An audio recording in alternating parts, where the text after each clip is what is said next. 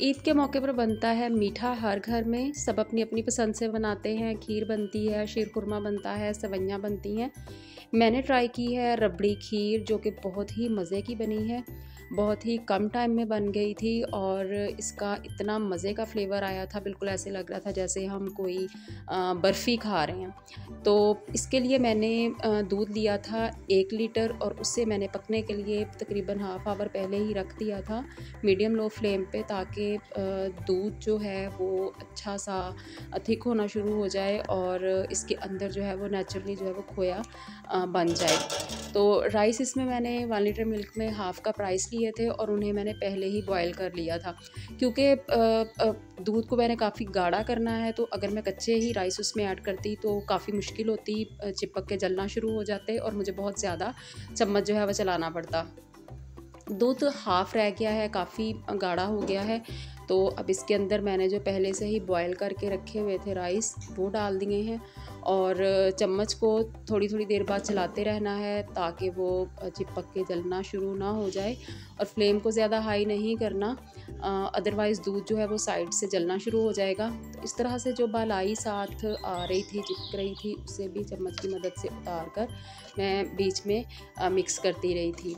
तो इसमें मैंने खोया ऐड किया है तकरीबन 3 to 4 टेबलस्पून। अगर आप खोया ऐड ना करना चाहें तो आप फ्रेश क्रीम या ताज़ा दूध की जो मलाई होती है वो भी ऐड कर सकते हैं। इससे इसका फ्लेवर जो है वो और भी मज़े का हो जाएगा। शुगर इसमें मैंने ऐड कर दिया तकरीबन 5 to 6 टेबलस्पून। आप अपने टेस्ट के अकॉर्डिंग इसमें शुगर डाल सकते हैं। तो इलायची पाउडर अगर आप डालना चाहें तो डाल लें। मैंने साबुत इलायची दूध के साथ ही इसमें 2-3 डाल दी थी ताकि उसका फ्लेवर आ जाए। खोया मैंने इसमें ऐड किया इस स्टेज पे जब खीर जो है वो तकरीबन हाफ़ कुक हो चुकी है। स्टार्ट में ही राइस के साथ मैंने खोया ऐड नहीं किया, अभी जब हाफ़ कुक हो गई है तो तभी मैंने इसके अंदर डाला है खोया। तो आपकी अपनी चॉइस है, कम या ज़्यादा कर सकते हैं। दूध अगर आपका अच्छा फुल क्रीम होगा तो ही ये खीर जो है वो बहुत ही मज़े की बनेगी। अब आप देख सकते हैं कि काफ़ी हद तक जो है इसमें से दूध जो है वो कम हो गया, लेकिन अभी भी दूध और चावल जो हैं वो कुछ अलग अलग नज़र आ रहे हैं। हमें इसे अच्छी तरह से चम्मच चलाते हुए दूध के साथ चावल को मैश करते हुए इस तरह से कुक करना है कि ये बिल्कुल मिक्स हो जाएँ। दूध और चावल जो है वो अलग अलग ना रहें, अदरवाइज़ देखने में भी अच्छे नहीं लगते और वो बिल्कुल एक लिक्विड सा लगता है। तो अभी इस लिक्विड को जो है वो मुझे और ड्राई करना है और इसे थिक करना है।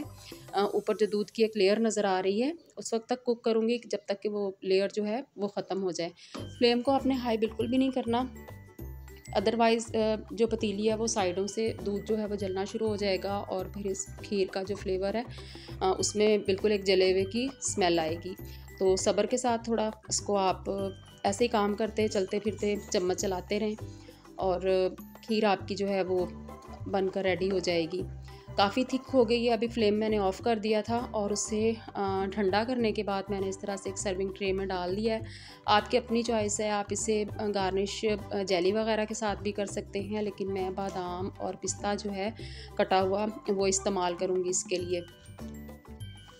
मेरे चैनल पर खीर की और सेवइयों की खीर की रेसिपी और शीर खुरमा की रेसिपी भी है, ऑथेंटिक रेसिपीज़ हैं।